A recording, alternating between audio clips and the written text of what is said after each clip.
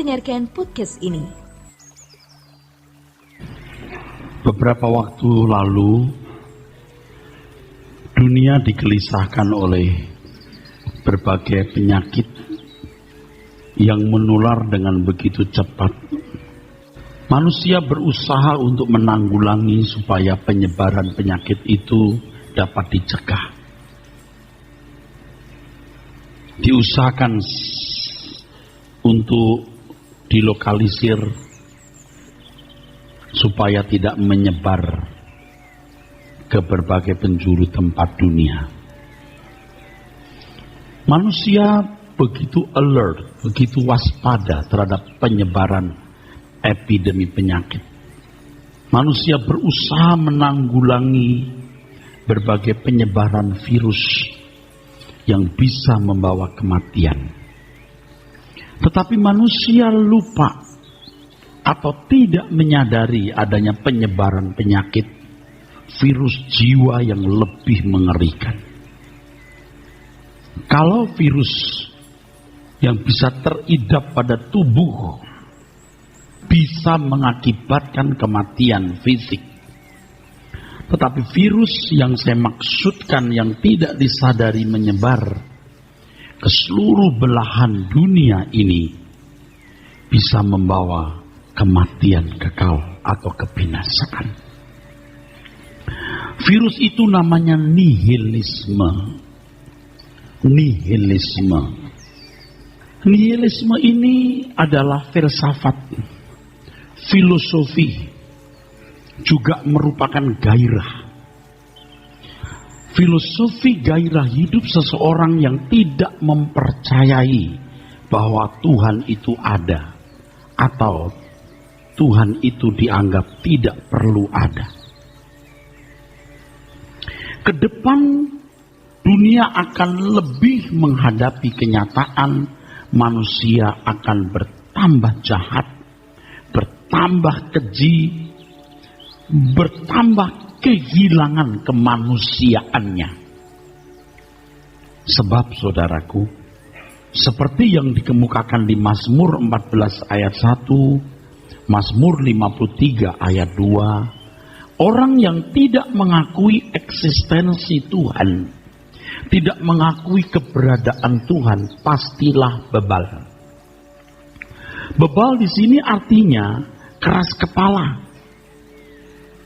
Bebal di sini artinya menolak bertobat untuk hidup sesuai dengan kehendak Allah.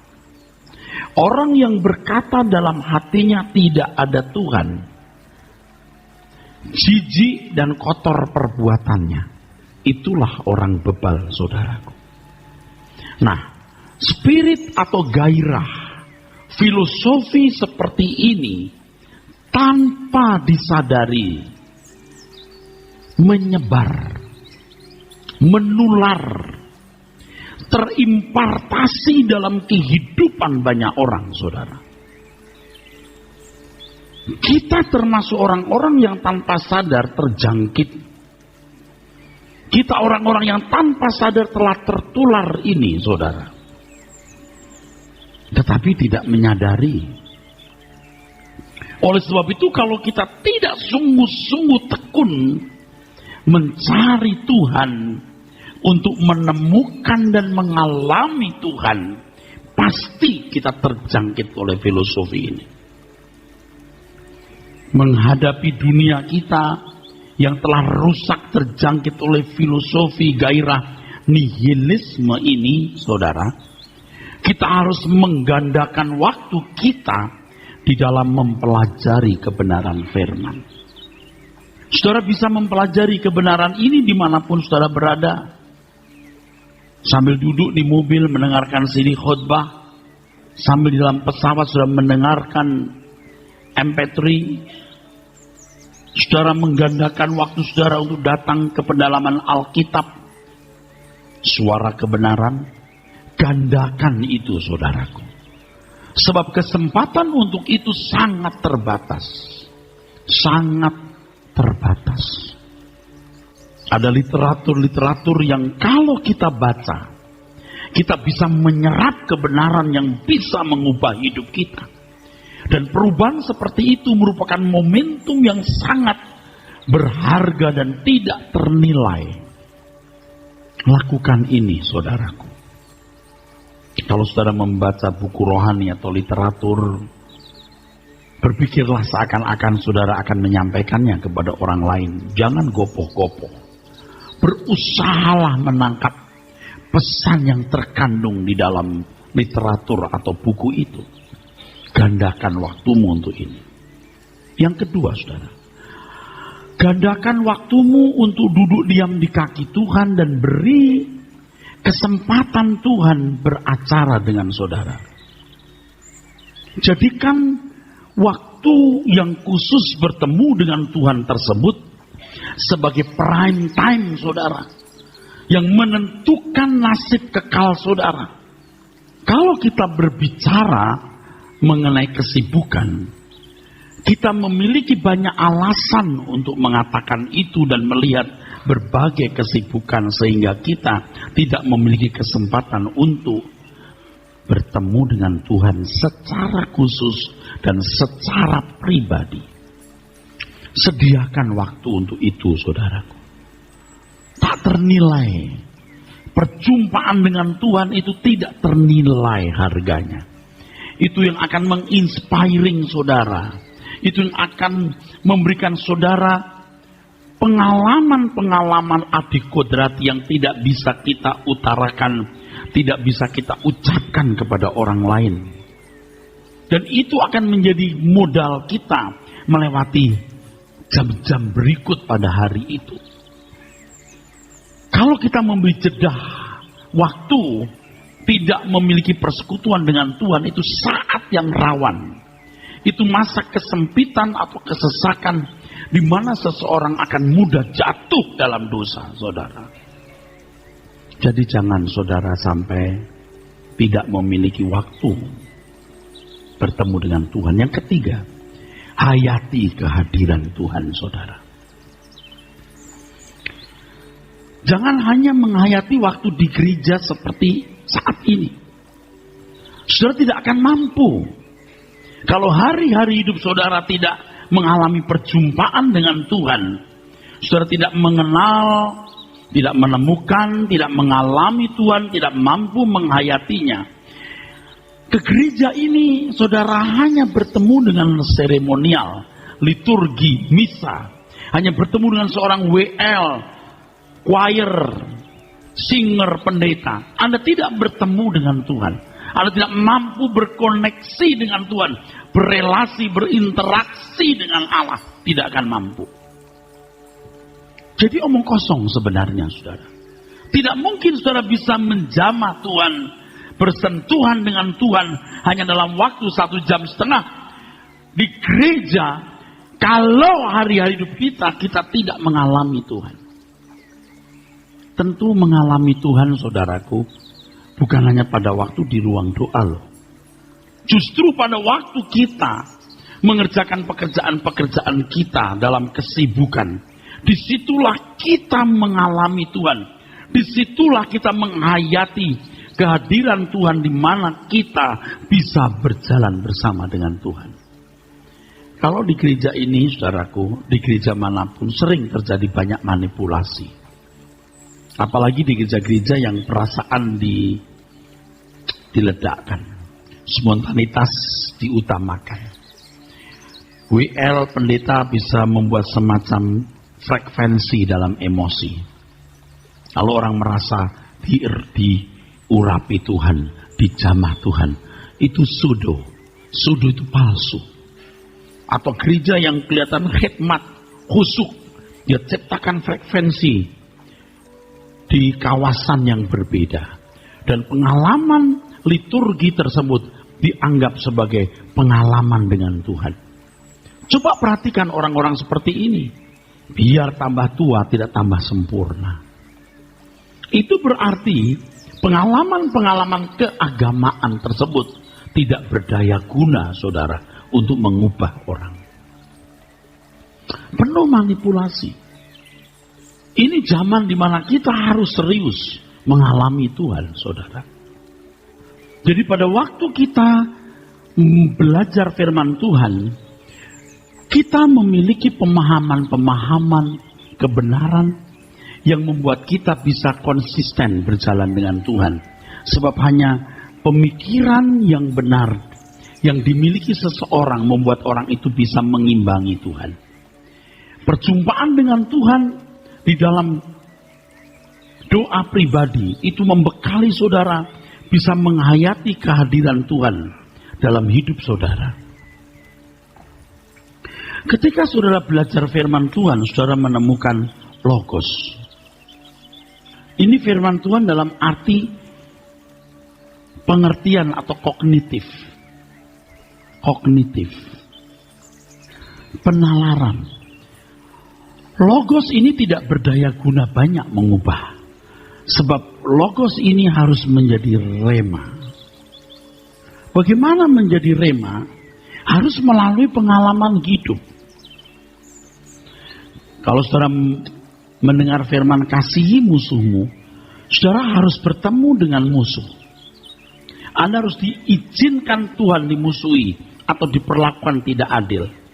Roh Kudus akan mengingatkan segala sesuatu yang kukatakan kepadamu. Demikian perkataan yang mulia Tuhan kita Yesus Kristus. Pada waktu kita dimusuhi, diperlakukan tidak adil, Tuhan akan bicara. Rema itu firman yang diterjemahkan dalam situasi konkret. Iman datang dari pendengaran, pendengaran oleh rema to Kristo. Rema. Jadi ketika kita diperlakukan tidak adil, kita menghadapi orang yang menjahati kita, lalu Tuhan mengingatkan, kasih musuhmu. Kita berkata, ya aku ampuni dia. Iman itu iman. Iman datang dari pendengaran oleh rema. Manusia hidup bukan hanya dari roti, tapi dari setiap rema. Apa yang saya katakan ini firman yang keluar dari mulut Erastus. Tapi ketika saudara menghadapi satu kasus, Anda mendengar suara Tuhan, itu firman yang keluar dari mulut Allah. Keluar dari mulut Jambrong belum tentu keluar dari hatinya. Itu manusia. Tapi kalau keluar dari mulut Allah berarti keluar dari hati. Artinya saudaraku, pada waktu kita melewati hari-hari hidup tersebut, Tuhan berbicara. Dari hati Tuhan, saudaraku. Tuhan berbicara. Disinilah proses menjadi murid. Jadikan semua bangsa muridku berlangsung. Bagaimana proses menjadi murid berlangsung kalau tidak berinteraksi dengan Allah? Bagaimana kita bisa berinteraksi kalau kita tidak menghayati kehadiran Tuhan? Justru di sini pentingnya kita mengalami Tuhan di dalam seluruh kegiatan hidup. Di dalam seluruh pergumulan hidup. Disitulah Tuhan berbicara. Disitu Tuhan memberi rema. Di situ iman diciptakan atau dilahirkan. Di situ makan rohani diberikan sehingga orang menjadi sempurna. Tapi kalau saudara tidak belajar logos dengan cukup, tidak menyediakan waktu bertemu dengan Tuhan, Anda gagal menghayati Tuhan dalam perjalanan hidup saudara, lumpuh saudara. Anda tidak berinteraksi dengan Tuhan, saudara tidak pernah menjadi murid Tuhan. Sia-sia hidup kekristenan kita, sia-sia. Akhirnya yang masuk itu filosofi dunia. Di dalam 2 Petrus pasal 3 ayat 1 sampai 7, Petrus menulis, orang mencemooh, mengolok-olok Tuhan. Mana Tuhan? Mana kedatangannya? Semua juga aman-aman saja. Coba saudara. Itu kan menular. Apa yang ada pada saudara hari ini, itu produk dari dunia sekitar kita yang rusak. Saya termasuk orang yang telah tertular itu, saudara. Sekarang kita mau berubah. Kita mau berubah. Ingat, menghayati Tuhan bukan hanya di ruang doa atau pada waktu kebaktian seperti ini. Justru di perjalanan hidup. Nanti kita akan sering mendengar suara Tuhan. Misalnya tadi, kasih musuh. Waktu dalam ancaman atau bahaya kita takut lalu ada suara. Mengapa kau anggap aku penipu? Kenapa kau anggap aku pembohong? Aku berkata, aku menyertai kamu. Jangan takut. Tapi kamu takut. Asik. Asik sekali, saudaraku. Pengalaman-pengalaman real seperti ini harus saudara alami. Kalau tidak, rugi. Rugi kita, saudaraku. Untuk apa kita berkumpul? Kalau kita tidak sungguh-sungguh mau berubah. 70-80 tahun umur hidup kita di bumi ini hanyalah kesempatan untuk menemukan Tuhan dan mengalami Dia. Itulah sebabnya ada mentor di sini, bukan mediator, yang terus mengajarkan dan mengkampanyekan kebenaran yang kita harus pahami dan juga kita harus kenakan, kita harus lakukan dalam hidup. Coba periksa diri saudara. Jangan memiliki mental block. Seakan-akan hanya orang-orang tertentu yang memiliki karunia khusus untuk bisa menemukan dan mengalami Tuhan. Tuhan membuka tangan seluas-luasnya. Memberi kesempatan setiap orang untuk menemukan dan mengalami Tuhan selimpah-limpahnya. Tergantung seberapa besar mangkuk hidup kita perbesar, saudara.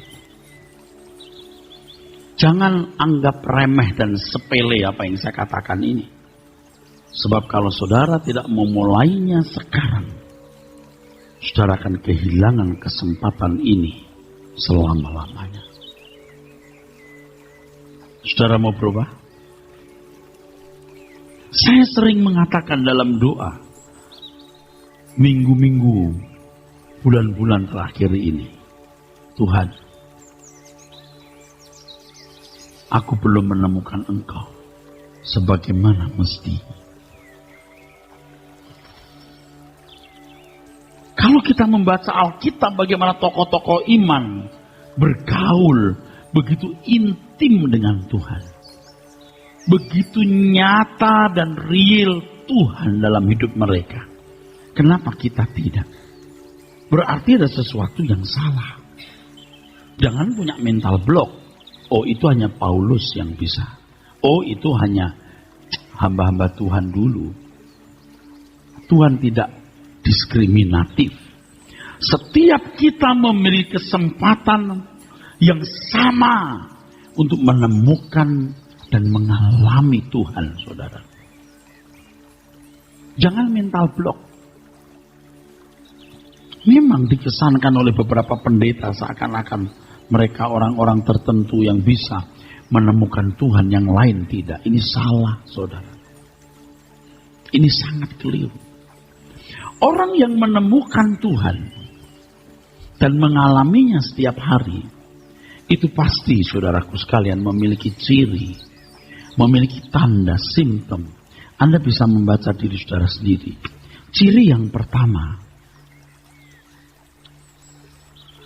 orang yang menemukan Tuhan itu orang yang hidup dalam kesucian. Dulu saya tidak yakin orang bisa sempurna, saudara. Tetapi saya belajar. Ini tidak mudah, saya jatuh bangun. Makin banyak jatuh, tapi juga sebanyak itu pula saya bangun. Seiring dengan perjuangan itu, saya makin yakin sempurna itu bisa. Sebab Tuhan juga yang berkata kamu harus sempurna, dan tidak mungkin Tuhan memberi perintah yang hanya menghiasi lembar Alkitab. Kamu harus sempurna. Ketika kita hidup di hadirat Tuhan dengan benar, kita belajar kebenaran firman Tuhan, jangan ada jedah. Jedah kita tidak mencari Tuhan itu jatuh biasanya. Hamba Tuhan sering jatuh di jedah-jedah ini. Harus terus konstan. Makanya kebenaran firman Tuhan itu menopang kita. Sebab kebenaran firman itu membuat kita bisa jalan mengimbangi Tuhan. Cara berpikir yang benar. Jadi betapa pentingnya pemberitaan firman Tuhan yang benar. Betapa berharganya CD, VCD khotbah. Betapa berharganya literatur yang baik. Yang membangun konstelasi berpikir. Sehingga orang bisa berjalan mengimbangi Tuhan, saudara. Di situ kesucian kita terbangun, saudara. Ternyata bisa. Ternyata mungkin. Dan ini, saudaraku, hidup dalam kesucian. Prestasi terunggul dalam hidup. Lebih dari prestasimu dalam dunia bisnis, dalam dunia akademis, dalam pergaulan, apapun tidak ada artinya dibanding dengan kesucian ini. Yang berbicara belum sempurna, tetapi yang berbicara ini sudah berjuang dan mengerti apa artinya berat, apa artinya sulit, apa artinya sukar untuk bisa mencapai kesucian. Tetapi bisa. Mungkin ketika kita menemukan, mengalami Tuhan, di situ kita akan takut akan Tuhan, saudara. Kalau saudara bisa berjuang untuk nafkah, mengerti apa artinya all out, habis-habisan, maksimal, untuk bisa memiliki rumah, mobil, dan berbagai fasilitas untuk bisa menyekolahkan anak. Saudara pasti tahu bagaimana saudara berjuang untuk bisa memenangkan sebuah kompetisi, apakah di gelanggang politik dan lain sebagainya. Kenapa kalau untuk Tuhan kita tidak maksimal? Pikirkan itu, saudaraku. Kenapa? Kalau kita menunda, menemukan dan mengalami Tuhan, sehingga sulit kita memiliki kesucian. Ingat, daging kita ini memiliki nafsu, yaitu kuliner, makan, minum, dan seks. Jiwa kita punya gairah, memiliki barang ini, barang itu. Kalau sudah punya maknyus, mau punya barang lain maknyus, terus tuh, maknyus terus. Candu. Sampai membangun keangkuhan hidup. Keangkuhan hidup itu lebih dari sombong. Dia menjadi majikan Tuhan bagi dirinya sendiri. Kenapa kita tidak menjadikan Tuhan candu? Saudara tahu dong apa namanya jatuh cinta? Kalau kita jatuh cinta, rasanya yang lain itu tidak ada artinya. Pokoknya orang ini saja dah. Aku hanya mau orang ini. Ada semacam chemistry. Pokoknya mesti orang ini. Kalau bukan orang ini saya tidak mau. Kenapa orang itu bukan Tuhan Yesus? Jadi candu surgawi, saudaraku. Kenapa kita belum sampai mencandu Tuhan Yesus? Hal seperti ini hal mutlak. Seperti rusa rindu sungaimu, jiwaku rindu Engkau. Kaulah Tuhan, hasrat hatiku, ku rindu menyembah. Engkau kekuatan dan perisaiku, kepadamu rohku berserah. Kaulah Tuhan, hasrat hatiku, ku rindu menyembah.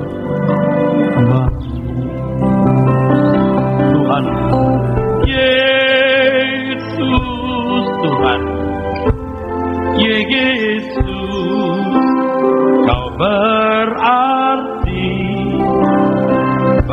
bagiku. Yesus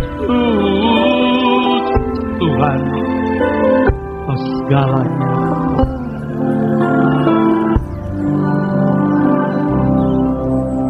Kenapa kita tidak sampai mencandui Tuhan, saudara?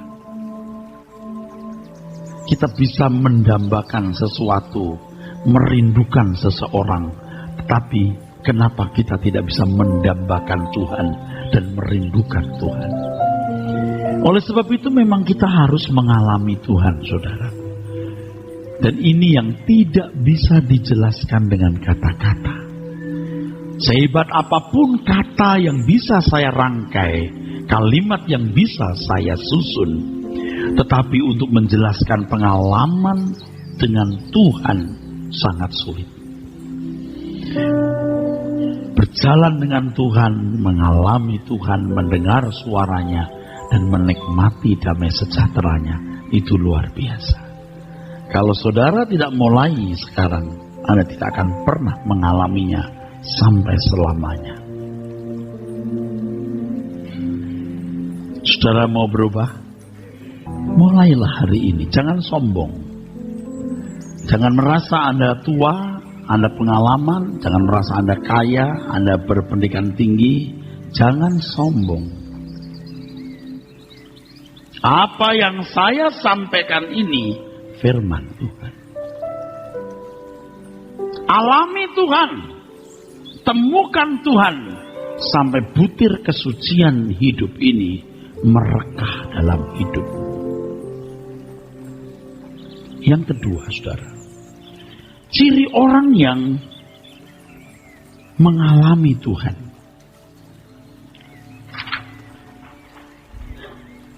hati yang teguh atau memiliki hati yang teguh,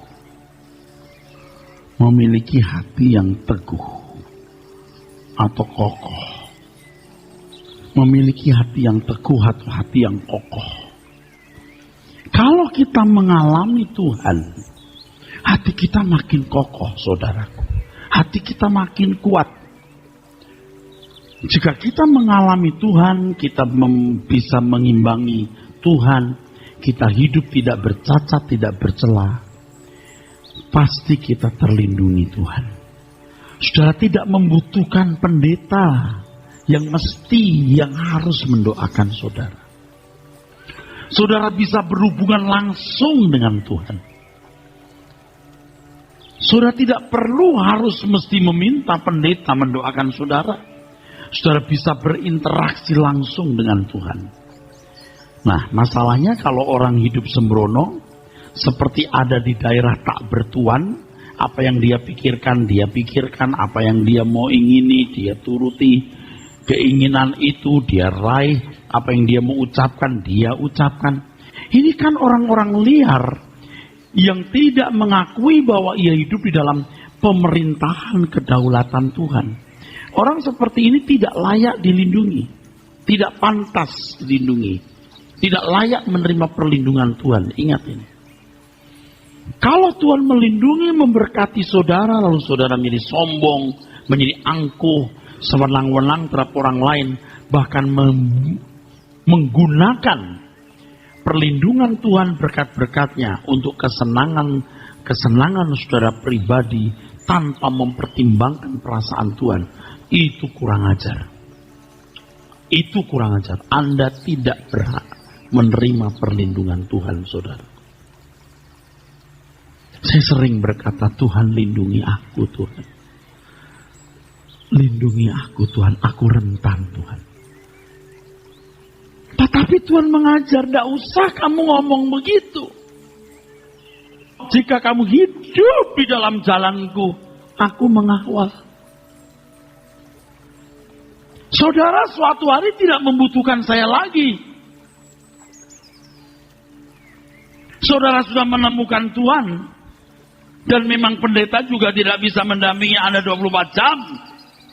Saudara harus bisa independen, bergantung kepada Tuhan dan tidak kepada manusia. Jangan takut, saudaraku. Tuhan pasti jagai saudara sempurna. Dan satu ciri yang penting, saudaraku, orang yang menemukan dan mengalami Tuhan, orang yang akan merasakan ketenangan pada waktu menghadapi kematian. Itu ciri penting, saudara. Jadi kalau saudara sekarang masih takut menghadapi kematian, ada sesuatu yang salah dalam hidup saudara. Itulah sebabnya pelayanan gereja ini membuka pikiran saudara, menuntun hidup saudara untuk bisa menemukan, mengalami Tuhan dalam hidup setiap hari. Kesucian hidupmu bertumbuh terus. Anda memiliki keteguhan hati menghadapi segala keadaan, bahkan kematian, saudara. Saya kenal seseorang yang papinya kaya, orang tuanya kaya, punya perusahaan beberapa di Cina.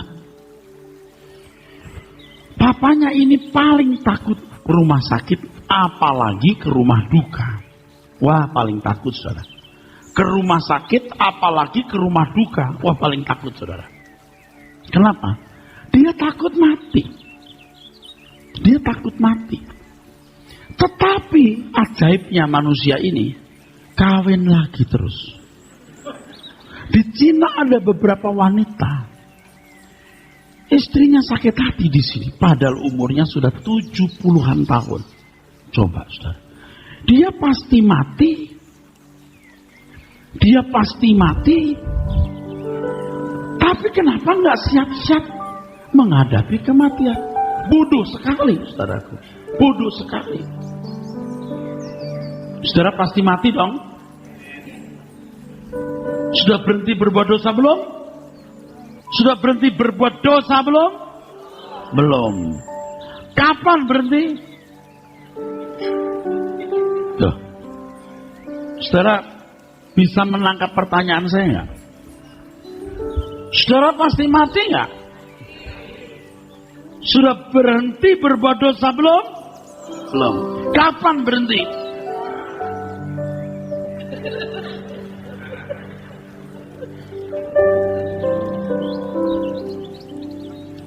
Tadi ada yang bilang sekarang. Kapan sudah berhenti berbuat dosa? Sekarang. Apa jaminan Anda pasti berhenti berbuat dosa?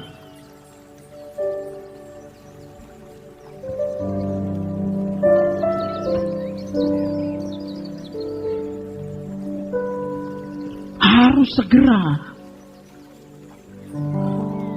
Tuhan tolong ingatkan ku terus. Hidup di bumi seperti arus, tak henti mengalir menuju lautan, hamparan luas keabadian. Langit bumi semuanya terguncang, tiada yang tetap bertahan. Segalanya menjadi genangan api, kebinasaan tak bertepi. Tuhan ajarku menghitung hari, singkat tak tahu kapan akhirnya. Tuntun aku sampai sempurna, berkenan di hadapan Bapa. Tuhan ajarku menghitung hari, singkat tak tahu kapan akhirnya. Tuntun aku sampai sempurna, berkenan di hadapan Bapa. Kalau kita lempar satu benda ke sungai, benda itu kan yang bisa mengapung ya. benda ringan ya. Benda itu akan dibawa kemana? Ke laut, saudara. Pasti ada muaranya. Kalau benda kita lempar ke sungai, kita bisa hitung berapa kecepatan arus sungai itu sampai di muara, berapa jam atau berapa hari. Tapi hari kematian kita tidak tahu. Saya mendapatkan SMS seorang bapak yang rajin sekali ke gereja, meninggal, saudara. Saya telepon istrinya, suaranya seperti tidak susah. Ibu kok kuat sekali ya, Bu? Nggak tahu nih Pak, saya nggak yakin begini. Kasihan, saudara. Dia punya anak satu yang lagi di London. Dia berdua kucuk. Bayangkan kalau satu meninggal, sampai dia belum ngeh itu. Wah, sedih, saudaraku. Tapi pria ini setia pada hari-hari terakhirnya. Tidak perlu takut, saudaraku. Amin. Tidak perlu takut. Makanya kita itu mesti takut akan Tuhan, saudara. Jam 10 pagi kira-kira, saya lagi mengetik persiapan khotbah, persiapan seminar. Saya ngantuk, saudara. Saya tarik kursi, saya taruh kaki saya di kursi kecil, saya sendiri ketiduran. Jadi waktu saya tidur, pasti bukan mimpi karena saya bulu kuduk saya berdiri, saya gemetar. Saya lihat langit itu coak, tahu coak ya? Apa? Coak? Enggak, cuman lobang. Jadi warnanya itu keemasan gitu. Tapi ada benda-benda yang terbang gitu, seperti planet-planet. Anda tahu kan kalau coak bolong terus jauh gitu, gentar kita, saudara. Gentar, takut, saudara. Sampai selesai saya bangun, gemetar saya. Dahsyat, saudara. Saya sih tidak menerima itu sebagai mimpi, tapi saya menerima sebagai penglihatan. Kenapa? Karena saya waktu ngetik itu pagi itu berpikir, untung saya tidak bikin dosa. Aku untung deh hidup benar, walaupun belum sempurna, tapi tidak ada dosa yang sengaja saya lakukan. Jadi aku bersyukur. Nah, di dalam penglihatan atau mimpi itu, perasaan yang sama persis muncul. Untung aku tidak bikin dosa. Gitu, saudaraku. Untung aku tidak bikin dosa. Nah, di dalam penglihatan itu, ada papa mertua saya juga melihat, ini sudah meninggal. Jadi saya bilang, Pak, itu apa? Dia bilang, Tuhan Yesus datang. Saya bangun, saudaraku. Gemetar, gentar. Tahu dong kalau orang ketakutan. Dahsyat. Lalu saya berlutut, Tuhan. Sering-sering Tuhan beri begini dong. Supaya aku takut Engkau.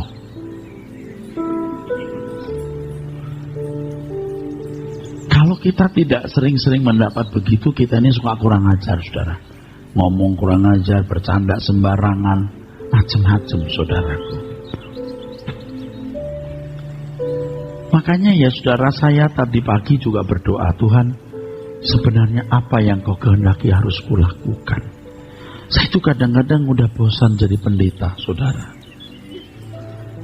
Jenuh jadi pendeta. Dengan kegiatan khotbah, kegiatan organisasi. Sebab tidak menarik jadi pendeta, sibuk kegiatan organisasi, tidak menarik. Yang menarik itu kalau kita hidup menyenangkan Tuhan. Menjadi anak kesukaan, bukan anak kesayangan. Lalu bisa mempengaruhi orang, lalu orang berubah. Kalau tidak begitu percuma saya kerja begini nih, ngapain? Saya nyari apa? Makanya kalau lihat orang kok nggak berubah-ubah, kita juga jadi desperate, saudara. Suffering, menderita kita. Makanya tadi saya katakan kalau saudara datang kemari, tidak punya niat untuk berubah, mau ngapain, saudara? Untuk apa gedung ini, saudara?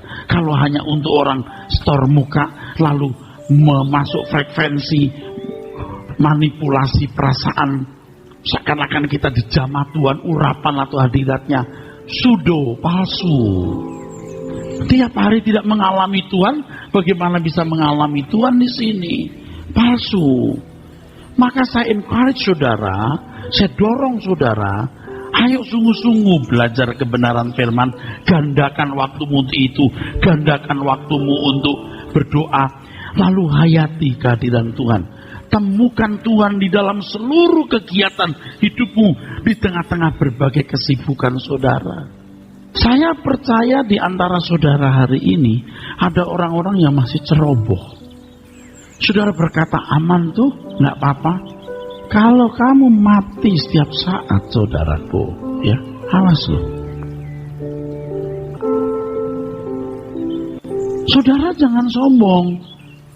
Saudara jangan jadi orang yang makin tua makin bodoh, tidak mengalami Tuhan secara konkret. Makanya saya dorong saudara cari Tuhan, temukan Tuhan. Saya saja masih berkata, Tuhan, aku belum menemukan Engkau sebagaimana seharusnya. Maka saya ngotot cari Tuhan, saudaraku. Saudara tahu dong apa artinya ngotot cari duit, ngotot apa, ngotot ini, ngotot itu. Kenapa untuk Tuhan tidak ngotot? Halo? Loh, kok nggak ada yang amin? Kalau rasa bersalah kok jadi diem saja? Amin nggak saudara?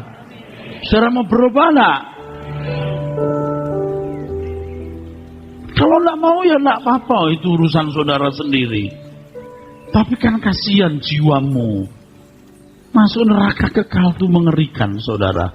Saya bukan mengancam saudara, saya nakut-nakutin aja. Biar takut saudara. Saya aja takut kok saudaraku. Saya saja takut saudaraku. Makanya tadi kan, Tuhan ajarku menghitung hari, singkat tak tahu kapan akhirnya. Tuntun aku sampai sempurna, berkenan di hadapan Bapa. Yang umurnya 60 tahun, sisa umurmu 3.600 hari. Selamat jalan. Loh, ini betul. Yang usia 70 tahun tidak jelas, saudaraku. Sebab saudara sudah hanya tinggal tunggu panggilan. Saudara sudah pegang boarding pass. Ya, umur 70 tahun itu sudah pasti, saudaraku. Pasti sudah suruh masuk ruang tunggu, saudaraku. Karena pesawat sudah mendarat dan akan segera membawa saudara. Tapi kalau di gereja ini kan sudah diajari lagu-lagu yang membuat saudara kuat menghadapi kematian. Saat mata ini terpejam, matahari fana terbenam, kereta senjaku telah tiba, antar ke pelabuhan bakar. Nampak wajah kerinduanku, ku rasakan mesra genggammu. Janji telah kau penuhi, bawaku ke rumah abadi, di negeri yang tidak langitnya takkan pernah gelap. Semua wajah ceria pancarkan sukacita dalam kemuliaan Bapa.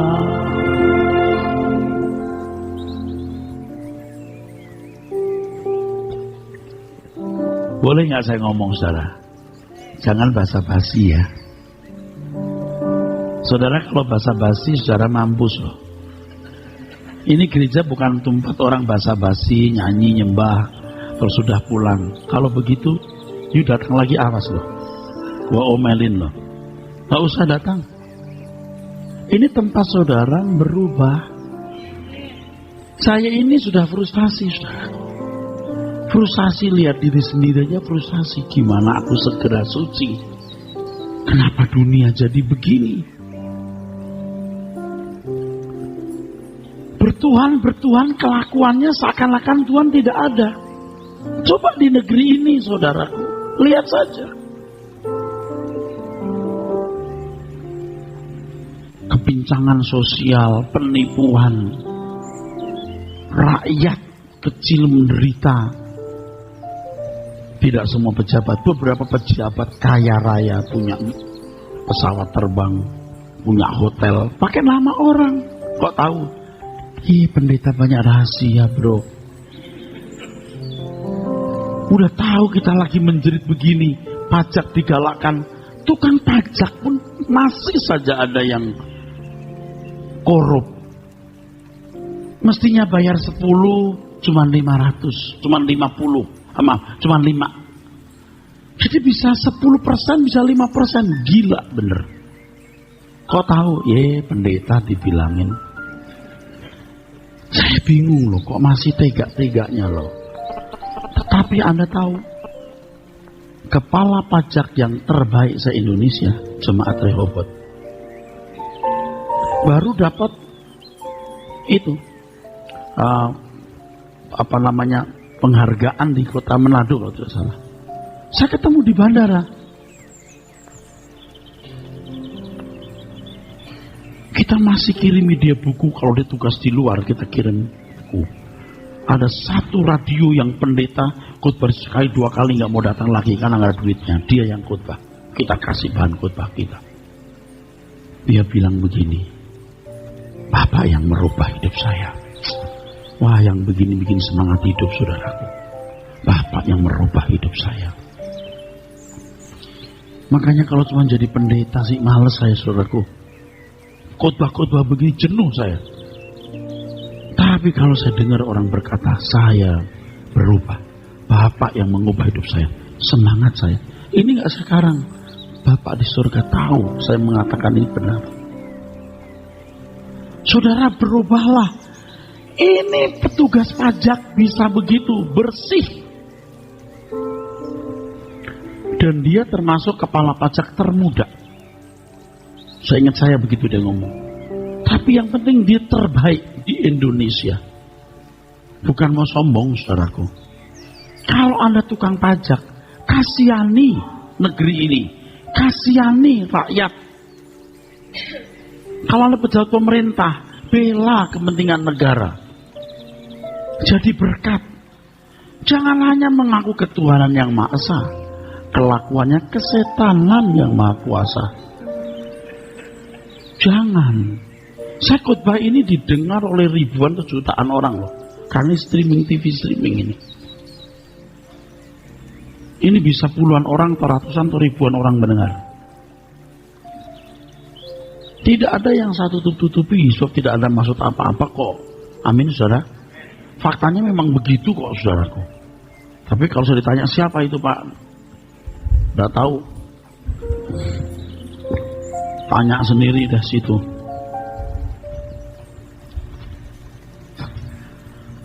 Saudara, kalau mengenal Tuhan, mengalami Tuhan, hati kokoh. Enak kan, saudara? Amin. Enak kan, saudara? Kokoh, dan khususnya waktu kita menghadapi kematian itu. Kala mata ini terpejam, matahari fana terbenam, kereta senjaku telah tiba, antar ke pelabuhan bakar. Saya bilang kereta tadi maksudnya pesawat sudah mendarat. Karena kalau kita pergi keluar kota mau balik ke Jakarta, kita tanya, saya sudah mendarat belum pesawatnya? Oh sudah Pak. Jadi ya kan, gitu siap. Nah bapak-bapak yang usia di atas 65 ini keretanya sudah siap. Tapi saya nggak mau nunjuk, nanti kalau ada yang meninggal nanti dikira aku yang menubuatkan. Nampak wajah kerinduanku, ku rasakan mesra. Itu Tuhan kita, janjimu telah kau penuhi, bawaku ke negeri yang tidak berjalan, langitnya takkan pernah gelap. Semua wajah ceria, sukacita dalam kemuliaan Bapa. Saudara cuma mau diajak ke surga kok nggak mau. Pasti mau dong, amin. Nggak ada kepentingan apa-apa Pak. Kalau you masuk gereja ini, you nggak ada kepentingan apa-apa. Cuma you mau dibawa hidup suci, hidup benar. Titik. Kalau you nggak mau, nggak usah datang. Ngusir ya Pak? Nggak ngusir. Percuma you datang kalau nggak berubah. Buat apa? Emangnya ini bisnis apa? Ini untuk menyelamatkan jiwa saudara. Amin.